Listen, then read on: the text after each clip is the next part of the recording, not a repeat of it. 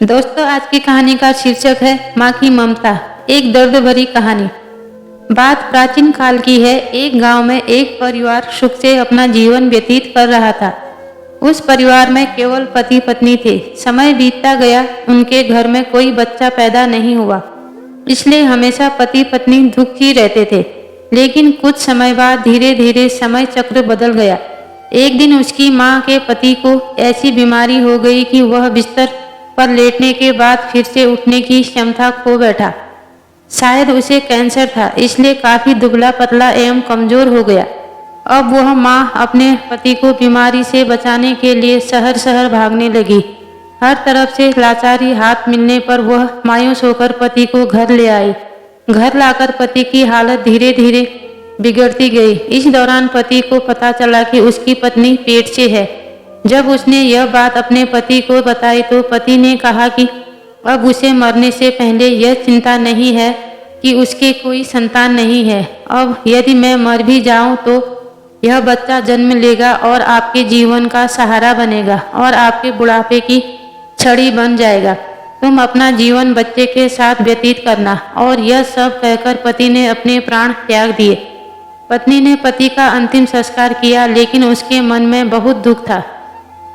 लेकिन यह कहकर उसने अपने मन को आश्वस्त कर लिया कि उसके पति का प्यार, उसके गर्भ में एक छोटा बच्चा एक दिन इस दुनिया में जन्म लेगा और वह मेरे बुढ़ापे का सहारा बनेगा।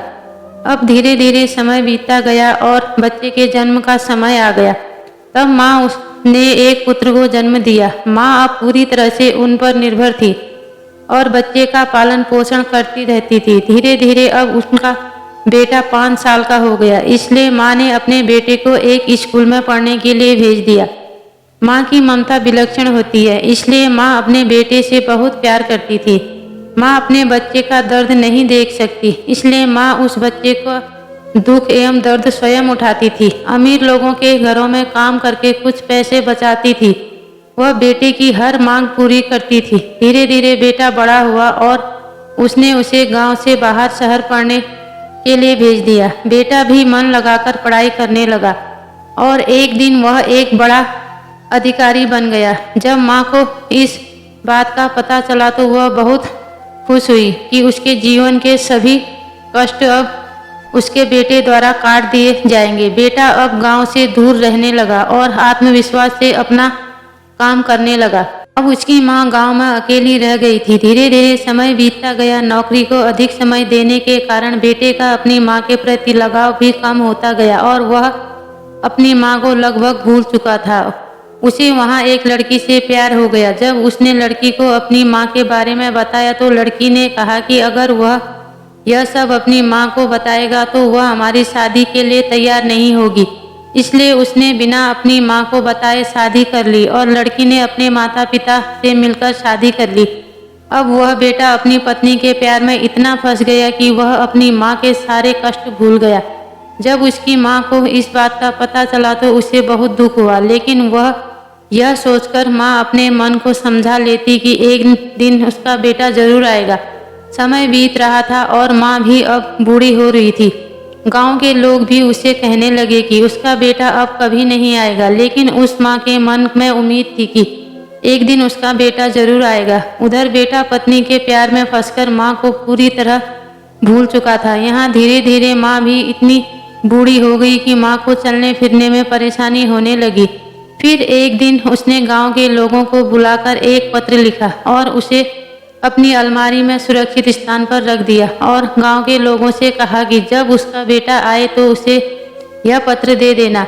और बूढ़ी माँ एक दिन अपने बेटे की याद में गुजर गई। इधर एक दिन इसी बात को लेकर उसके बेटे और उनकी पत्नी का झगड़ा हो गया और उसकी पत्नी ने उसे हमेशा के लिए छोड़ दिया। अब बेटे को अपनी माँ की याद आई और एक दिन वह गांव आया। गांव में आकर उसे पता चला कि उसकी माँ अब इस दुनिया में नहीं रही और लोगों ने उसे बहुत बुरा भला भी कहा कि तेरी याद में तेरी माँ मर गई, तुम्हारे नाम की एक चिट्ठी रह गई है।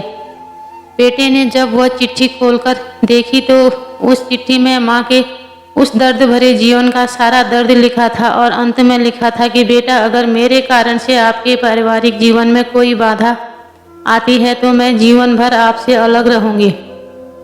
अब बेटे को अपनी माँ के प्यार का एहसास हुआ और उसने अपनी गलती का पश्चाताप किया। कैसी माँ का साथ जीवन में अनमोल होता है, क्योंकि माँ का प्यार निस्वार्थ रहित होता है। तो दोस्तों, एक माँ की ममता के बारे में कुछ नहीं कहा जा सकता।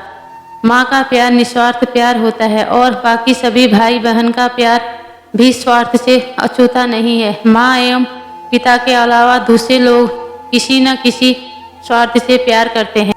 दोस्तों, आपको ये कहानी कैसी लगी? अच्छी लगी हो तो लाइक कीजिए, शेयर कीजिए, कमेंट कीजिए और मेरे चैनल को सब्सक्राइब कीजिए। पूरी कहानी सुनने के लिए आपका बहुत बहुत धन्यवाद।